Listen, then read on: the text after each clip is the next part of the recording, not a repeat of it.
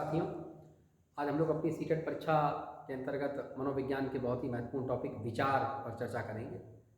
विचार थॉट्स यानी, और चूँकि भाषा के अंतर्गत जो संप्रेषण या कम्युनिकेशन होता है वो विचारों के माध्यम से ही होता है, जैसा कि हम लोग जानते हैं।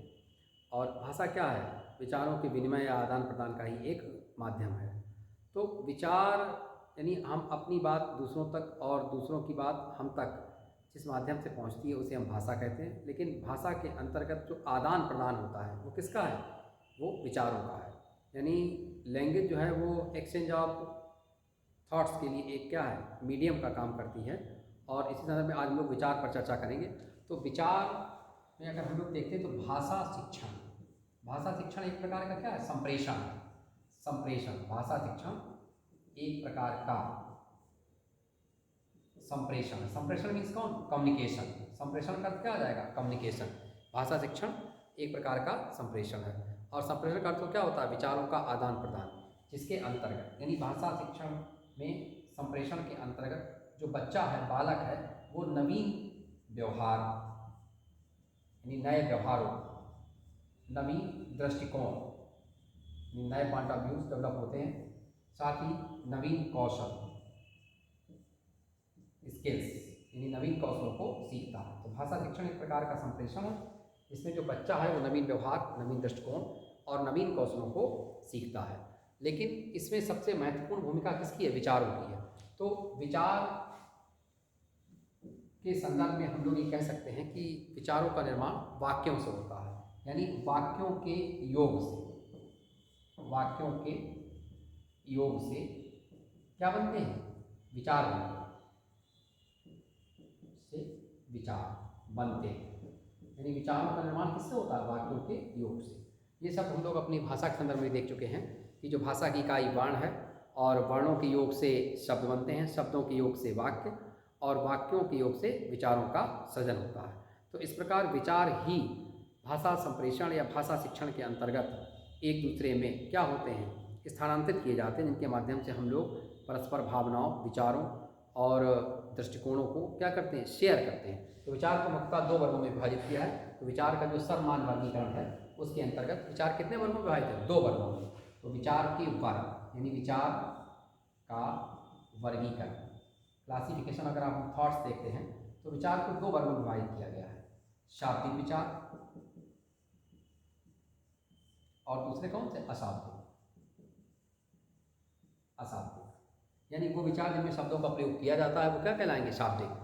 और जिनकी अभिव्यक्ति में शब्दों का प्रयोग नहीं किया जाता है उन्हें कहा जाता है अशाब्दिक।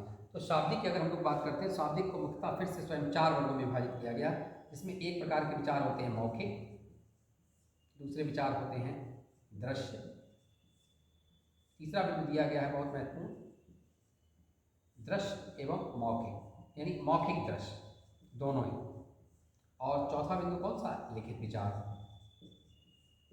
मौखिक विचार, दृश्य विचार, मौखिक दृश्य विचार और लिखित विचार। इसी तरह से जो अशाब्दिक हैं उन्हें भी दो वर्गों में विभाजित किया गया है, जिसके अंतर्गत एक है शारीरिक भाषा यानी बॉडी लैंग्वेज के माध्यम से भी विचारों की कभी कभी अभिव्यक्ति होती है, जिस पर हम लोग अभी चर्चा करेंगे। और अगला बिंदु कौन सा? कूट भाषा विचार, सांकेतिक भाषा जो है कूट भाषा। तो विचार के वर्ग कितने हो गए? दो, शाब्दिक और अशाब्दिक। शाब्दिक को कितने वर्गों में विभाजित किया गया है? चार, मौखिक है, दृश्य है, मौखिक दृश्य है और लिखित है। और इसी प्रकार से जो हमारे अशाब्दिक विचार हैं उन्हें पुनः दो वर्गों में विभाजित किया गया है, शारीरिक भाषा विचार और साथ में दूसरा वर्ग कौन सा बनाया गया है? सांकेतिक या कूट विचार, जिन्हें हम कह सकते हैं। और इसमें हम लोग अब चर्चा कर लेते हैं। तो बहुत ही संक्षेप में इसे हम लोगों को जानना है, क्योंकि ये सब क्वेश्चंस कंसेप्ट में बस माइंड में एक इसका डायग्राम अगर आपका एडजस्ट है तो कोई प्रॉब्लम नहीं है टॉपिक को समझने में।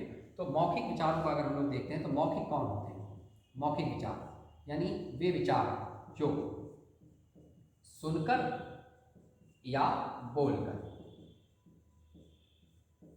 यानी वे विचार जो सुनकर या बोलकर ग्रहण किए जाते हैं या अभिव्यक्त किए जाते हैं, वो कौन कहलाते हैं? मौखिक विचार कहलाते हैं। जैसे परस्पर बातचीत, एग्जाम्पल क्या हो सकती है? हमारी आपकी जो परस्पर बातचीत है, किसी भी लोग, कहीं भी लोग आज विचारों का आदान बातचीत कर रहे हैं, तो ये किस प्रकार के विचार है? मौखिक विचार। अब इसी तरह से दूसरे विचार है दृश्य विचार। तो दृश्य विचार का अगर हम लोग क्या कह सकते हैं कि दृश्य विचार वे विचार होते हैं जो जिनकी अभिव्यक्ति देख कर की जाती है, यानी जिनकी अभिव्यक्ति देख कर होगी, विचार कैसे कहलाएंगे? दृश्य विचार कहलाएंगे। बहुत महत्वपूर्ण एग्जाम्पल परीक्षा में आ भी चुका है, जैसे पोस्टर और चार्ट। यानी पोस्टर और चार्ट एक प्रकार के दृश्य विचार हैं, इनमें पूरा पूरा एक भाव, एक वाक्य, एक विचार के रूप में प्रकट होता है, लेकिन उनकी अभिव्यक्ति कैसी होती है? दृश्य होती है। और तीसरा बिंदु दिया गया है मौखिक दृश्य विचार। इन पर भी चर्चा कर लेते हैं। तो परस्पर बातचीत मौखिक विचार का उदाहरण है। इस तरह से पोस्टर और चार्ट ये दृश्य विचार का उदाहरण है। और तीसरा महत्वपूर्ण शब्द है मौखिक दृश्य विचार। मौखिक दृश्य,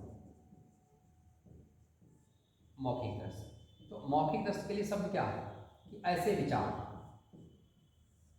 मौखिक दृश्य के लिए क्या? ऐसे विचार जो मौखिक देखे लगा हो, तो सुनकर तथा देखकर ग्रहण किए जाते हैं। ऐसे विचार जिनकी अभिव्यक्ति सुनकर या देखकर ग्रहण की जाती है, परंतु इनके साथ हम कोई अपनी अभिव्यक्ति या प्रतिक्रिया नहीं कर सकते। जैसे एग्जाम्पल कह सकते हैं आप टीवी देखना। तो टीवी एक प्रकार का, किस प्रकार का विचार है? मौखिक दृश्य है। और इसके अंतर्गत क्या हो सकता है कि हम केवल टीवी को देख सकते हैं और टीवी को सुन सकते हैं, लेकिन टीवी के साथ कोई इंटरेक्शन या अंतरक्रिया नहीं कर सकते हैं। तो मौखिक विचार, दृश्य विचार और मौखिक दृश्य विचार। चौथा अगला इसका जो शाब्दिक विचार के अंतर्गत वर्ग दिया गया है वो लिखित विचार। सब तो नाम से स्पष्ट है, ऐसे विचार जिनकी अभिव्यक्ति लिखित रूप में होती है। तो यानी क्या अर्थ है कि यदि किसी विषय वस्तु को या विचार को लिखकर प्रकट करना या किसी भी पुस्तक या समाचार पत्र को पढ़ना, यानी लिखे हुए से जब विचारों की अभिव्यक्ति ग्रहण की जाती है तो भी लिखित विचार। और लिखना ये भी क्या हो जाएगा? लिखित विचार। तो अगर हम लिखित विचार का एग्जाम्पल देखें तो समाचार पत्र पढ़ना, ये सीटेट परीक्षा में प्रश्न आ चुका है। समाचार पत्र पढ़ना किस प्रकार का विचार होगा? तो लिखित विचार है, क्योंकि लिखे हुए शाब्दिक अभिव्यक्ति के माध्यम से विचारों को ग्रहण किया जा रहा है। और इसी प्रकार पत्र का लेखन, पत्र लेखन, ये भी क्या हो जाएगा? लिखित विचार। शाब्दिक है और कैसा है? लिखित है। यानी लिखित विचार पत्र लेखन भी है, लिखित विचार समाचार पत्र भी हैं। और एक में लिखे हुए को पढ़कर व्यक्त की गई है और दूसरे में जो भी लिखा जा रहा है उसके माध्यम से अभिव्यक्ति को प्रदर्शित किया जा रहा है। और अगला जो इसका वर्ग बनाया गया अशाब्दिक विचार, यानी जहाँ पर अभिव्यक्ति में शब्दों का प्रयोग नहीं होता है। तो ये दो वर्गों में विभाजित किए गए हैं। शारीरिक भाषा, अभी आपने जाना, हम लोगों ने वर्गीकरण किया था। और दूसरे कौन से विचार थे? कूट भाषा। तो शारीरिक भाषा का अर्थ क्या? शरीर के अंगों के माध्यम से विचारों का आदान प्रदान किया जाता है। जैसे अंगुली या उंगली का हिलाना, उंगली हिलाना, गर्दन हिलाना, ठीक है। भाव या प्रकृति का तानना, यानी क्रोध का भाव लाना। तो ये किस प्रकार का विचार होगा? ये शारीरिक विचार है। और कूट भाषा विचार कौन से होते हैं? जब कभी कभी विचारों की अभिव्यक्ति इस प्रकार से की जाती है कि शब्दों का प्रयोग नहीं किया जाता, लेकिन पूर्व निर्धारित कुछ संकेत होते हैं और इन संकेतों के माध्यम से ही क्या होती है? विचारों की अभिव्यक्ति होती है। और इन संकेतों के अर्थ क्या होते हैं? पूर्व निर्धारित होते हैं, यानी पूर्व निर्धारित अर्थपूर्ण संकेत अशाब्दिक के अंतर्गत है। यानी शरीर के अंगों के माध्यम से अपने विचारों की अभिव्यक्ति और पूर्व में निर्धारित किए गए कोई चित्रात्मक अभिव्यक्ति या कोई भी कोड या सिंबल बना दिया जाए जिसे अपने आप में पूर्ण विचार के रूप में पहले से ही परिभाषित कर लिया जाए। तो इस प्रकार के विचार को कहा जाता है पूर्व विचार। तो इस टॉपिक में इतना ही, और नेक्स्ट में हम लोग इसी तरह के सीटेट के लिए मनोविज्ञान के संदर्भ में और हिंदी के संदर्भ में जो महत्वपूर्ण टॉपिक है उसे लेकर इसी सीरीज को आगे बढ़ाते रहेंगे।